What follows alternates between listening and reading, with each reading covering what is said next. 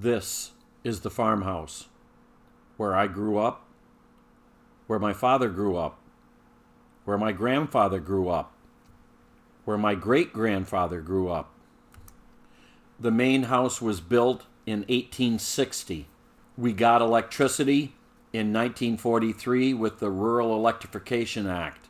And now what I am doing is I'm removing the majority of the 1960 updates and reverting the era back to somewhere between 1920 and 1950.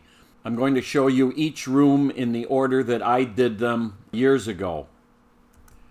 While I am no more of a carpenter or a designer than any member of my family has ever been, I'm doing it to suit me and my tastes.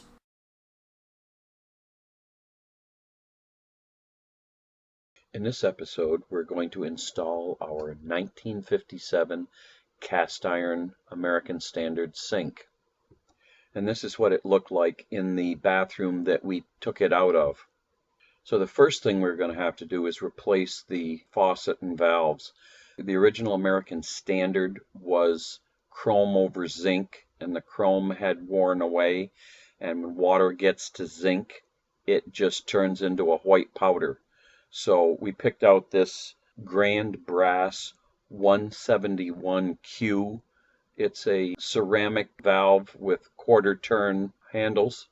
And so that meant we had to remove the old valve assemblies. You can see the blue corrosion and some rust.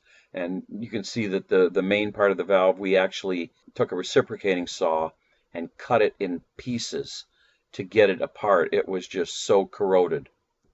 But eventually we got the new Grand Brass valves installed, and it looks quite close to original. Now the one thing we noticed when we got the water hooked up is if you want cold water, you have to take the handle and move it down, not up. So that's just backwards of the way it was originally intended to be used back in the 50s. So I talked to the people at Grand Brass, and they told me that if you take the ceramic valve assembly on top, you pull that little clip, lift the plate up, turn it upside down, put it back on, put the clip on, it converts cold to hot and hot to cold. So that meant there's really no physical difference between the hot and the cold valve, save for that little plate, whether it's right side up or upside down. So we took the cold valve, put it on the hot side, and the hot valve, put it on the cold side, and that allowed the handles to, as you bring them up, the water to come on. You bring them down, the water goes off, just the way they were originally designed and used back in the 50s. So with the valve problem solved, we had to mount that heavy cast iron sink on the wall. I took my little Ryorbi cordless skill saw and I made a bunch of cuts, as you can see, into the 2x4 so that we could have an indent, and you can see that we dropped a 2x6 right in so that it was flush.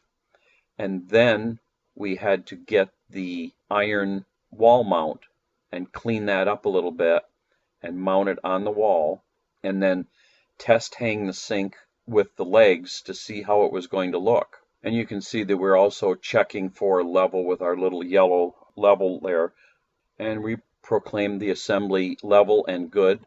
So the next step was to wait until the beadboard wall was put on and the paint, and then we put black Rust-Oleum on the wall mount and then attached it to the 2x6 with 3 lag bolts.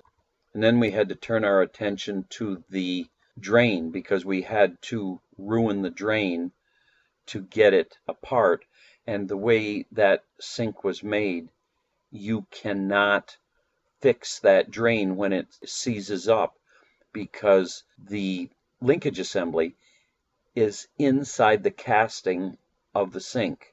So we bought this Price Pfister plastic pop-up valve assembly, 9720 53A push and seal pop-up drain assembly. So step one is to put plumber's putty around the seal so that water would not leak.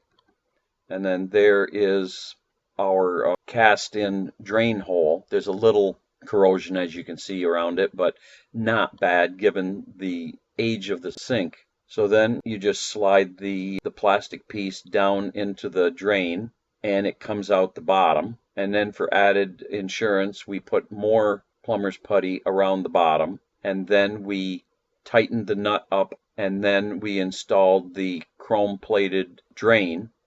And you can see we hooked up the water lines with quarter turn ball valves and braided stainless steel hoses.